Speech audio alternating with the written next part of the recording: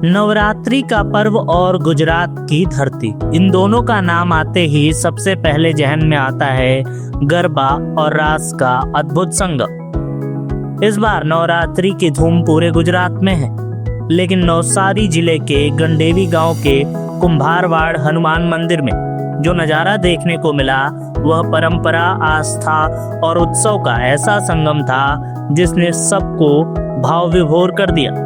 यहाँ देर रात तक युवक और युवतियां इकट्ठा हुए और खेलने लगे रस्सी गरबा।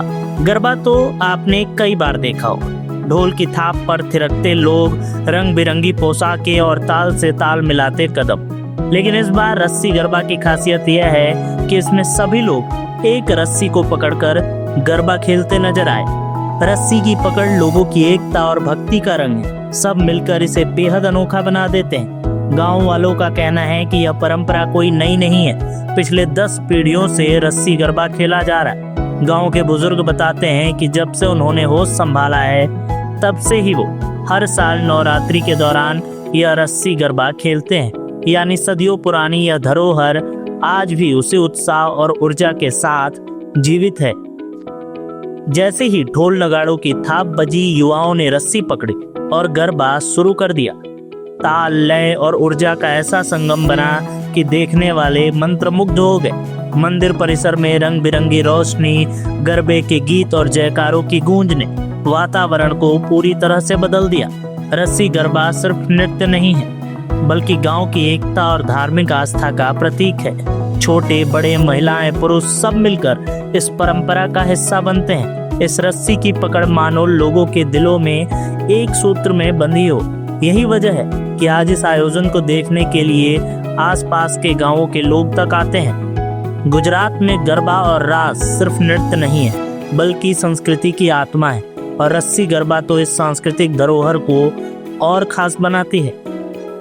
अक्सर कहा जाता है कि समय बदलने के साथ साथ परंपराएं कमजोर पड़ जाती हैं, लेकिन गंडेवी गांव ने यह साबित कर दिया कि अगर लोग चाहें तो सदियों पुरानी परंपरा को जिंदा रख सकते हैं। खास કરીને आ दोरी रास जे भगवान श्री कृष्णनी परंपरा मथुरा અને વૃંદાવનથી ચાલી આવેલી આ પરંપરા આજે ગણદેવીમાં પણ જીવંત છે। દોરી રાસ એ આમ તો લુપ્ત થતી એક કળાનો જ ભાગ છે। રાસ વિવિધ પ્રકારના હોય છે અને 66 જેટલા રાસ હોવાનું એક પ્રણામી ધર્મના ગુરુજીએ જણાવ્યું છે। પરંતુ આ દોરી રાસ હવે ક્યાંય પણ જોવા નથી મળતો। ઉત્તર ગુજરાતમાં ક્યાંક જોવા મળે છે। ગણદેવીની અંદર આ દોરી રાસ જે રમાય છે એ એક યુનિક પરંપરા છે, એમ કહું તો જરાય ખોટું નથી। કારણ કે લુપ્ત થતી કળાને જીવંત રાખવા માટે ગણદેવી કુંભારવાડના યુવાનો જે રીતે આગળ આવ્યા છે એ આ કળા ફરી પાછી 25-30 વર્ષ 50 વર્ષ બોલશે।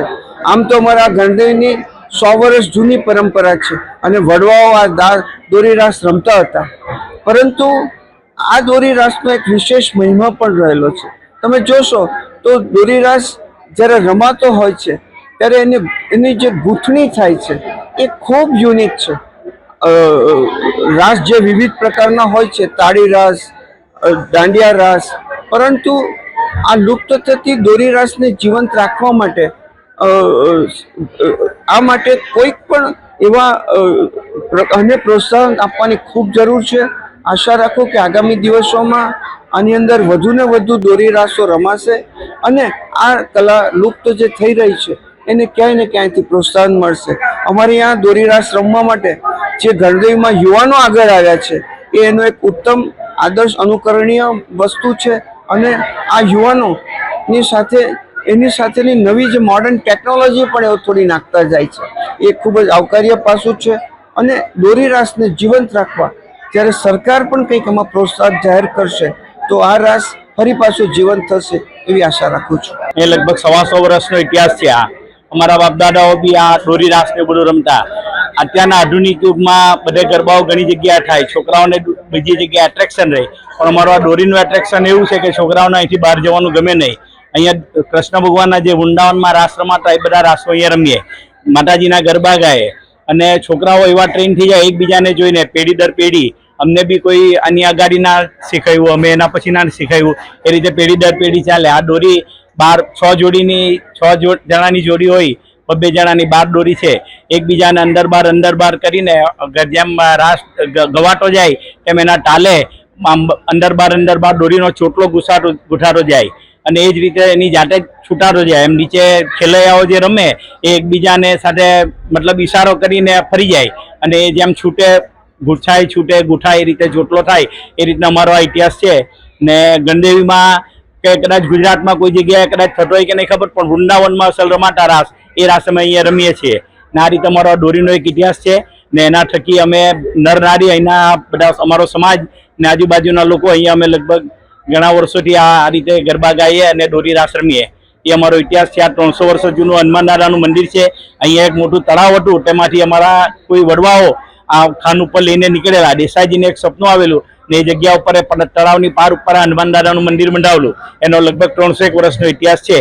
આ રીતે અમે આ ફળિયામાં રહીએ અને આ રીતે ગણપતિ, નવરાત્રી, હનુમાન જયંતિ, રામનવમી, આ રીતે બધા જ ઉત્સવો આપણા હિન્દુ સંસ્કૃતિને જીવંત રાખવા માટે અમે આ રીતે પેઢી દર પેઢી આ રીતે ચલાવતા આવ્યા છીએ. અને આ રીતે અમે સરસ આપણા હિન્દુ સંસ્કૃતિનું સન્માન જળવાય એ રીતે અમે અહીંયા બધા આપણા ઉત્સવો ઉજવીએ. और ये 300 વર્ષથી મંદિરની સ્થાપના થઈ હતી અને અમે ત્યારથી જ અહીં આ પણ 200-250 વર્ષથી અમે દોરી રાસ રમીએ છીએ. અમને ખૂબ જ રસ પણ મળે છે અને અમને આ પેઢીઓ દાદાના દાદા પેઢીઓ એક્સ અને વાય મીન્સ કે એ દોરી છોડવામાં પણ બાંધીએ છીએ અને પછી અમે છોડીએ પણ છીએ અને અમને એ ગૂંચવવામાં બી મજા આવે છે અને છોડવામાં પણ મજા આવતી છે. અને અમે જ્યારે આ છોડીએ છીએ ત્યારે જે જોડી આવેલા હોય તેનાથી જ પાછી અમે જ્યાંથી આવ્યા હતા ત્યાંથી જ પાછું અમે ફરીને એ દોરીને અમે છોડીએ છીએ અને અમને એમાં ખૂબ જ મજા આવે છે. અને અમે અમે તો અત્યારે રમતા છે, પછી અમારી પછીની પેઢી પણ રમતી આવવાની છે અને અમે એ લોકોને પણ શીખવવાના છે અને અમને ખૂબ જ મજા આવે છે એ રમવામાં.